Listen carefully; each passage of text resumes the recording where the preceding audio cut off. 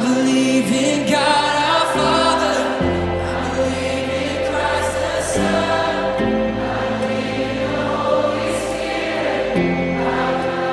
Betapa tidak eloknya orang-orang Kristen itu kalau munafik.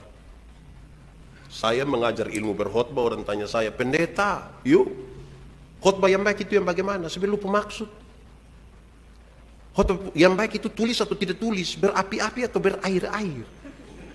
Saya bilang khotbah yang baik bukan soal tulis atau tidak tulis, bukan soal berapi-api atau berair-air. Khotbah yang baik ialah omong bagaimana, buat begitu.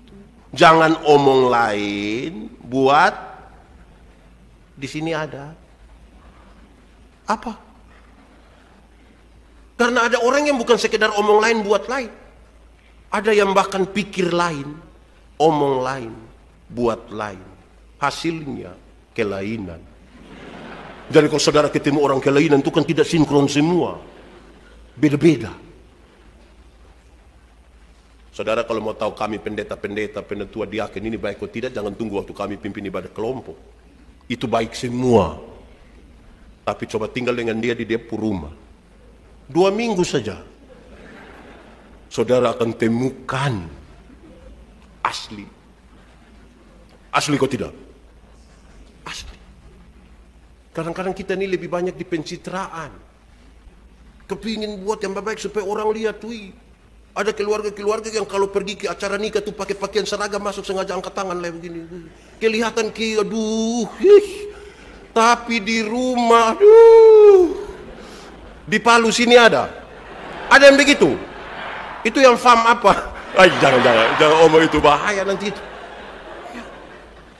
Jangan bikin pencitraan. Kalau baik itu baik saja. Itu lebih baik. Kalau tidak saudara-saudara kita pencitraan saja, tidak baik.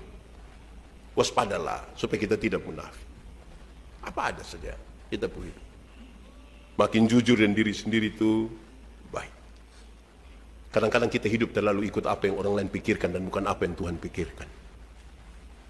Mau beli motor saya pakai pikir nanti orang-orang buat apa. Mau beli baju saja masih pikir orang-orang nanti bilang apa. Mau gunting rambut orang-orang nanti. Jadi semua tentang orang-orang. Bukan tentang Tuhan. Kadang-kadang dia tidak bisa bikin pesta, tapi paksa diri bikin pesta. Utang sana sini, besok pagi petugas koperasi datang baru dia sembunyi di sini juga ada petugas koperasi. Itu harian atau mingguan itu dia. Lebih jujur terhadap kita. Toh, saudara-saudara, ada satu bapak dan dia anak beli kuda di pasar. Dorang dua senang-senang pulang tarik ini kuda lewat satu kampung. Orang kampung yang lihat, orang kampung bilang, aduh, itu bapak dan dia anak pun bodoh. Kenapa? Ada kuda tapi jalan kaki. Oh iya, papa naik. Saya jalan. Sampai kampung sebelah, orang kampung bilang, itu bapak itu tidak ada hati kasih. Kenapa? Bisa dia duduk enak-enak di atas kuda suruh anak jalan kaki. Betul. Anak, kau naik. Papa jalan kaki. Sampai kampung sebelah, orang kampung lihat, orang kampung bilang, itu anak tidak tahu diri betul. Kenapa? Masa dia duduk di kuda suruh dia punya bapak yang jalan kaki? Betul, bapak kita dua naik sama-sama ini. Waktu orang dua naik itu kuda sama-sama sampai kampung sebelah, orang kampung yang lihat bilang begini, itu bapak dan anak-anak punya hati sudah mati betul. Kok kenapa? Kuda secapek begitu, don dua masih naik lagi. Terakhir betul bapak, kuda secapek bapak. Jadi kita dua pikul saja ini kuda. Waktu orang dua pikul ini kuda sampai kampung sebelah, orang kampung tidak bicara lagi, orang hanya bilang, hidup hanya ikut apa yang manusia pikirkan. Ada majelis jemaat, ada jemaat yang pemalas gereja, tapi dia karena sudah ditelepon datang dia bilang, wih hari ini hadir. Ih pendeta sudah telepon lagi. Jadi dia datang itu kan perasaan dengan orang. Di sini ada yang begitu. Ada. Nah itu. Saya mau tanya dulu, kenapa ibadah di sini lebih banyak mama-mama? Bapak-bapak kurang. Ini mama janda semua. Atau tidak? Tidak kok? Bapak. Pertanyaan penting itu. Saya suka bilang di mana-mana, ini bapak-bapak orang pemalas gereja. Bukan bapak-bapak, iya ini rajin semua. Yang itu bapak-bapak orang itu. Orang itu tidak gereja. Nanti pendeta pergi bilang, bapak, kenapa bapak tidak gereja? Dia bilang, bapak pendeta, Waktu Bapak kasih nikah kami, saya dan Mama, itu kami dua telah menjadi satu. Jadi kalau Mama sudah pergi, itu sama dengan Papa juga. Ini Bapak saya. Ibu-ibu juga sama, ibu-ibu ini sama juga. Setel cantik-cantik begini datang gereja jalan sendiri. Pendeta tanya, ibu, suami? Tahu sendiri. Sudah tahu suami begini, kenapa nikah dengan dia? Waspadalah. Korek kawan di sebelah kau kasih tahu, waspada. Ya. Woi, memang waspada itu penting, tapi waspada itu juga ukur-ukur. Saya ingat saudara-saudara, minggu lalu saya 2 kali datang ke Morowali. Datang tanggal 30 November, tanggal 1, terus tanggal 6 saya datang lagi. Tanggal 2 itu saya ke Surabaya, terus ke Pangkalan Bun tanggal 3, pulang Kupang tanggal 4, tanggal 6 saya ke Morowali. Transit di Surabaya, karena pesawat dari Kupang itu jam 6, ya setengah 7 lah. Sementara terbang dari Surabaya ke Makassar itu jam 12, saya sudah lapar. Saya pergi makan. Makan begini datang satu ibu sama anak laki-lakinya. Dia lihat saya begini, ibu orang tua ya. Kalau ibu muda pasti saya yang lihat dia, bukan dia yang lihat. Ini ibu lihat terus datang, Pak Pendeta.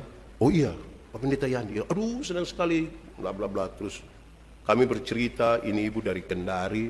Kami bercerita, terus rupa-rupanya ini ibu rindu sekali mau bayar saya punya makanan ini.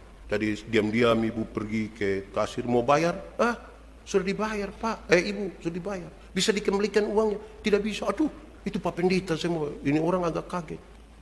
Ceritanya hanya begitu, tapi saudara tahu apa yang sesungguhnya terjadi. Semua orang yang makan di situ, itu ternyata makan habis baru bayar.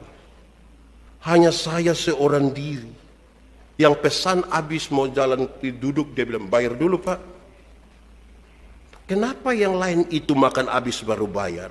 Pak Yandi ini sebelum makan harus bayar dulu.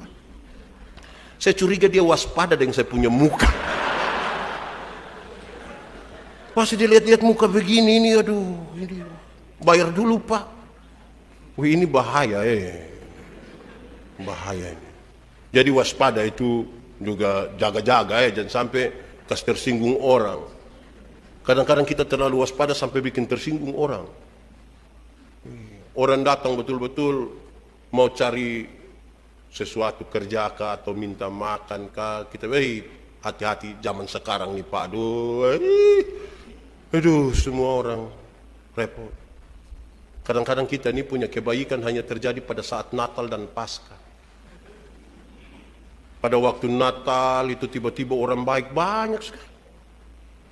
Bangun pagi ada nenek-nenek lewat bawa pepaya, kita bilang nenek kemana? Pasar. Buat apa? Jual. Aduh nenek. Nenek duduk. Nenek minum apa? Ya terserah ibu saja. Bilang teh, kopi, bir, wine. Nenek bilang sih. Nenek bilang saya wine saja. Kita kasih 2, nenek minum kasih habis terus nenek mau pulang. Iya. Nenek pulang kemana? Dia sebut satu tempat. Nenek pulang dengan saya jalan kaki. Jangan jalan kaki. Apa? Grab. Grab datang ambil nenek bawa pulang. 3 hari kemudian itu nenek datang kembali. Papa yang lihat, papa bilang, Mama. Ya, Mama. Kenapa? Lupa nenek sudah datang lah itu. Ini nenek dari mana? Memang ini nenek ini suka bikin kacau kita pun keluarga. Di sini ada nenek-nenek begitu juga. Ada Saya protes banyak panitia hari besar ke gerejawi. Mereka suka bikin acara yang bagus sekali. Biasanya mereka pi catat yang penerima diakonia. Pas ibadah begini, warta mimbar disampaikan. Bagi para penerima diakonia supaya bersabar sebentar. Setelah ibadah ini. Yang sehat-sehat semua sudah pulang, tinggal yang sakit-sakit. Baru dorang mulai panggil satu-satu. Nenek Manobe. Nenek Manobe kan sakit, dia jalan begini datang. Dorang ambil diakonia kasih. Kan nenek setengah mati. Terus nenek-nenek kita foto dulu, nenek kita foto dulu. Saya mau tanya kita dulu. panitia, kira-kira kalau antar langsung ke rumah bisa atau tidak? Antar ke rumah bisa atau tidak? Bisa ya. Kalau misalnya untuk kepentingan dokumentasi fotonya di rumah bisa atau tidak? Lalu kenapa panggil saya pun nenek datang sini? Saya pun nenek ada masalah, saudara tanggung jawab.